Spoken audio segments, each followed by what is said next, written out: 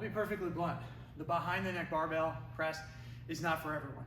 Yes, it's going to be in the program, but it's a very difficult movement. So we'll talk about the movement and then we'll talk about what happens if that's not approachable for you. So in general, I want my hands to be indifferent than if they were in front.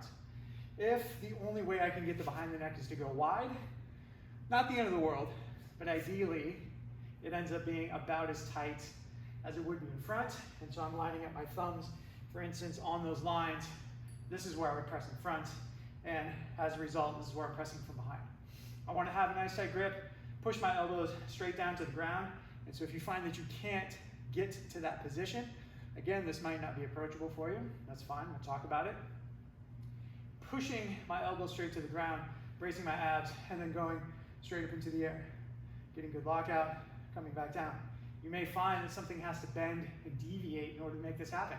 It might be that you have to arch the angle of your shoulders to get kind of up this way and then kind of shimmy around as you go, or you have to get wide with the hands, or something has to basically get your body to produce force to get this bar straight up and down. If that's the case, that's totally fine. We can revert back to the dumbbell version, where the heads of the dumbbell are on either side of the shoulder. I'm pressing straight up, and this will give some degrees of freedom if I don't quite have that flexibility there. So the purpose of this movement,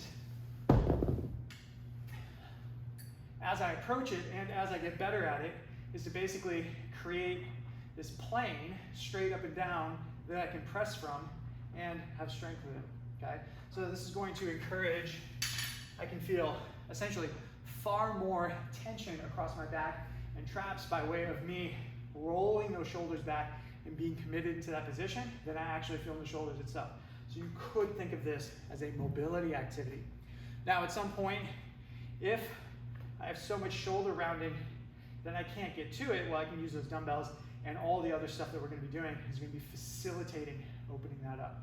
So if it hurts, if it's pinchy, if it's weird, don't do it. Use the dumbbell substitution. And with any luck, this becomes more approachable in time.